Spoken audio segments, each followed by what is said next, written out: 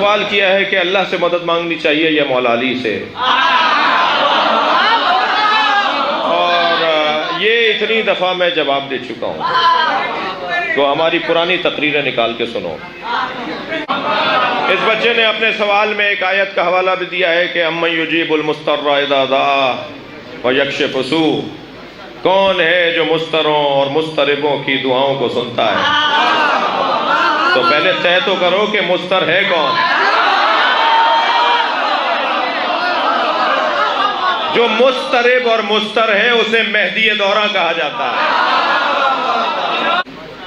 دوسری بات یہ میرے بچے، میرے عزیز، اور اس سوال ذہن میں رکھنے والے ہر عزیز سے کہہ رہا ہوں، ہر سنی شیعہ سے کہہ رہا ہوں، ہر قرآن کے طالب علم سے کہہ رہا ہوں کہ قرآن کی ایک آیت پڑھ کر عقیدہ نہیں بنتا، قرآن کی تمام آیات پڑھنے کے بعد عقیدہ بنایا جاتا ہے۔ اور میں تو کہاں جا کے سر پھوڑوں کہ یہاں تو آدھی آیت پڑھ کر عقیدہ بناتا ہے۔ لہذا ایک آیت اگر اللہ سے مانگنے کی بات کر رہی ہے اور دوسری آیت میں اللہ کا نمائندہ ہی اپنے بندوں سے مانگ رہا ہو، کون ہے جو میری مدد کرے؟ کون کہہ رہا ہے؟ حضرت عیسیٰ کہہ رہے ہیں اپنے حواریوں سے۔ اعوذ باللہ من الشیطان الرجیم، بسم اللہ الرحمن الرحیم۔ علامہ شہنشاہ حسین نقوی کا یہ ویڈیو کلپ سن کر مجھے بے ساختہ امیر المومنین حضرت علی ابن ابی طالب علیہ السلام کا وہ فرمان یاد آ گیا جہاں مولا فرماتے ہیں کہ مجھے دو طرح کے لوگ سخت ناپسند ہیں، ایک وہ جو علم رکھتے ہوئے علم نہ بانٹیں، اور دوسرے وہ جو علم نہ رکھتے ہوئے علم بانٹیں۔ یہ کلپ علامہ صاحب کی جس تقریر سے لیا گیا ہے اس کا لنک ڈسکرپشن میں دیکھا جا سکتا ہے، تاکہ کم از کم کوئی یہ نہ کہہ سکے کہ جناب علامہ صاحب نے تو یہ بات کسی اور حوالے سے کی تھی۔ اس ویڈیو کلپ میں علامہ شہنشاہ حسین نقوی سے سوال یہ کیا گیا ہے کہ اللہ سے مدد مانگنی چاہیے یا مولا علی علیہ السلام سے، اور سوال کرنے والے نے سورہ نمل کی آیت 62 کا حوالہ بھی دیا ہے کہ جہاں ارشاد قدرت ہوتا ہے کہ بھلا کون بے قرار کی التجا قبول کرتا ہے جب وہ اس سے دعا کرتا ہے، اور کون اس کی تکلیف کو دور کرتا ہے، اور کون تم کو زمین میں اگلوں کا جانشین بناتا ہے، یہ سب کچھ خدا کرتا ہے، تو کیا خدا کے ساتھ کوئی اور معبود بھی ہے؟ ہرگز نہیں، مگر تم بہت کم غور کرتے ہو۔ اب جو جواب علامہ صاحب نے اس سوال کا دیا اس پر اگر تھوڑا بہت بھی غور کیا جائے تو میں سمجھتا ہوں کہ کوئی بھی عقل مند اور ہوش مند انسان اس جواب سے ہرگز اتفاق نہیں کر سکتا۔ انہوں نے کہا یہ کہ جناب عقیدہ کبھی قرآن مجید کی کسی ایک آیت کو پڑھ کر نہیں بنایا جاتا، کیونکہ اگر اس آیت میں اللہ سے مانگنے کی بات کی جا رہی ہے تو دوسری آیت میں اللہ کا نمائندہ ہی اپنے بندوں سے مانگ رہا ہے۔ میرے خیال میں یہاں اپنے بندوں سے علامہ صاحب کی مراد اپنے اصحاب ہیں۔ بہرحال، اور پھر ان موصوف نے حضرت عیسیٰ علیہ السلام کی مثال بھی دی کہ جہاں حضرت عیسیٰ علیہ السلام نے اپنے ہی حواریوں سے مدد مانگی۔ اب بات یہ ہے کہ جناب صرف یہ ایک حضرت عیسیٰ علیہ السلام ہی کی مثال کیا، متعدد مثالیں قرآن مجید ہی سے ایسی دی جا سکتی ہیں کہ جن سے غیر خدا سے مدد مانگنا جائز ثابت ہوتا ہے، اور اسی طرح اللہ سے مدد مانگنے کا ذکر سورہ نمل کی اس ایک آیت ہی میں وارد نہیں ہوا۔ اس سلسلے میں سب سے بڑا ریفرنس تو سورہ فاتحہ کا موجود ہے، جس کا ترجمہ بلا اختلاف تمام ہی مسلمان یہ کرتے ہیں کہ یا اللہ ہم صرف تیری ہی عبادت کرتے ہیں اور صرف تجھ ہی سے مدد مانگتے ہیں۔ لہٰذا یہ ایک دو کیا، آپ اگر 1000 آیات بھی اپنے عقیدے کے حق میں قرآن مجید سے پیش کر دیں تب بھی جب تک آپ ان آیات کا جواب نہیں دیں گے جو آپ کے عقیدے کی نفی کرتی ہیں، اس وقت تک گویا آپ قرآن مجید میں تضاد تسلیم کیے بیٹھے ہیں، اور جو جواب انہوں نے سورہ نمل کی آیت 62 کا دیا وہ تاریخ میں سنہرے حروف سے لکھا جائے گا۔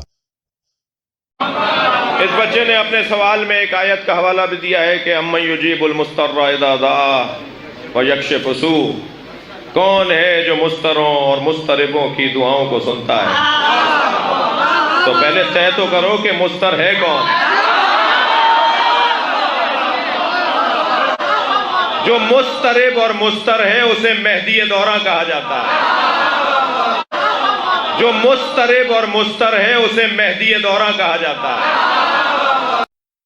موصوف کہتے یہ ہیں کہ مضطر سے مراد مہدی دورہ علیہ السلام ہے۔ اب اگر ان کی اس بے سر پیر کی بات کو تسلیم کر بھی لیا جائے تو بھی یہ بات اس سوال کا جواب ہرگز نہیں ہے جو ان سے کیا گیا۔ بھائی میرے، مضطر کوئی بھی ہو، مدد کسی کی بھی کی جائے، مدد کرنے والا تو پھر بھی اللہ ہی ہوا۔ اور پھر اپنی اسی بات کو موصوف نے یہ کہہ کر رد بھی کر دیا کہ جناب قرآن مجید میں اس ایک آیت کے علاوہ ایسی آیات بھی تو موجود ہیں جن سے غیر خدا کا مددگار ہونا ثابت ہے۔ ایک آیت اگر اللہ سے مانگنے کی بات کر رہی ہے اور دوسری آیت میں اللہ کا نمائندہ ہی اپنے بندوں سے مانگ رہا ہو، خدا کے واسطے عقل سے کچھ کام لیجئے۔ یہ کس طرح ممکن ہے کہ قرآن مجید دو مختلف نظریات میں سے دونوں ہی کی تصدیق کرے، چاہے وہ ایک آیت ہی کے بقدر کیوں نہ ہو؟ در حقیقت قرآن مجید کو پسے پشت ڈال کر گناہ گاروں کی اندھی تقلید انسان کو ذہنی اپاہج بنا دیتی ہے، جس کے بعد انسان ایک طوطے کی طرح اپنے آقا کی سکھائی ہوئی بولی بولنے کے سوا اور کسی ارتھ کا نہیں رہتا۔ یہی وجہ ہے کہ علماء حضرات کے پاس ان آیات کا جواب نہ تو پہلے کبھی تھا نہ آج ہے، اور اگر اسی روش پر قائم رہے تو کل بھی یہ صرف یہی کہہ کر اپنی جان چھڑا رہے ہوں گے کہ جناب قرآن مجید ہمارے عقیدے کی بھی تو تصدیق کرتا ہے۔ مزید برآں باتیں اور الفاظ وہ ادا کیے جاتے ہیں جن پر یہ حضرات خود عمل نہیں کرتے۔ دوسری بات یہ میرے بچے، میرے عزیز، اور اس سوال ذہن میں رکھنے والے ہر عزیز سے کہہ رہا ہوں، ہر سنی شیعہ سے کہہ رہا ہوں، ہر قرآن کے طالب علم سے کہہ رہا ہوں کہ قرآن کی ایک آیت پڑھ کر عقیدہ نہیں بنتا، کہ قرآن کی ایک آیت پڑھ کر عقیدہ نہیں بنتا۔ قرآن کی تمام آیات پڑھنے کے بعد عقیدہ بنایا جاتا ہے۔ قرآن کی تمام آیات پڑھنے کے بعد عقیدہ بنایا جاتا ہے۔ اور میں تو کہاں جا کے سر پھوڑوں کہ یہاں تو آدھی آیت پڑھ کر عقیدہ بناتے ہیں، اور میں تو کہاں جا کے سر پھوڑوں کہ یہاں تو آدھی آیت پڑھ کر عقیدہ بناتے ہیں۔ پہلی بات تو یہ کہ جناب یہ آدھی نہیں بلکہ پوری آیت آپ کے عقیدے کے بالکل برخلاف نظر آ رہی ہے۔ اور صرف یہی ایک آیت نہیں بلکہ جیسا کہ میں نے عرض کیا کہ متعدد آیات اس حوالے سے قرآن مجید میں موجود ہیں۔ اور جہاں تک آدھی یا ایک آیت پڑھ کر عقیدہ مرتب کرنے کی بات ہے تو حضور والا یہ چیز تو آپ کے عقائد میں کوٹ کوٹ کر بھری ہوئی ہے۔ جہاں آدھی آیت تو بہت بڑی بات ہے، آیت میں وارد ہونے والے ایک لفظ کے معنی اول تو خلاف قرآن اور خلاف لغت لیے گئے، اور پھر اس ایک رائی کے دانے سے عقیدے کا پورا پہاڑ بنا لیا گیا۔ بھئی قرآن مجید میں آپ کے عقیدہ متع کی بنیاد سوائے اس کے اور کیا ہے کہ جناب سورہ نساء کی آیت 24 میں جو لفظ فَمَسْتَمْتَعْتُمْ آیا ہے اس سے مراد متع ہے، جبکہ نہ صرف یہی آیت بلکہ قرآن مجید کی اور درجنوں آیات آپ کی اس قیاس آرائی کی تردید بھی کر رہی ہیں۔ خدا کا کچھ خوف کیجئے، قول و فعل میں ایسا تضاد رکھنے والوں کو قرآن مجید نے کچھ اچھے الفاظ میں یاد نہیں کیا، اور یقین جانیے کہ یہ تضاد اس وقت تک دور نہیں ہو سکتا جب تک عقائد کا مطابق قرآن ہونا شرط اول قرار نہ دیا جائے، اور تبھی آپ سچی اور جھوٹی احادیث میں تمیز کرنا بھی سیکھیں گے۔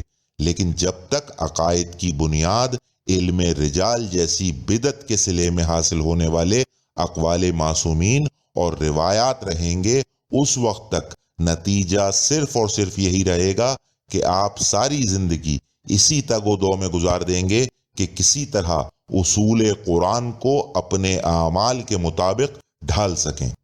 بہرحال اب جو اعتراضات میں نے اس گفتگو میں آپ حضرات کی خدمت میں پیش کیے، ان سب کے تفصیلی جوابات قرآن و احادیث کی روشنی میں ذکر حق کے سلسلے میں پیش کردہ مجالس میں موجود ہیں۔ وما علینا الا البلاغ المبین، وآخر الدعوانا ان الحمد للہ رب العالمین۔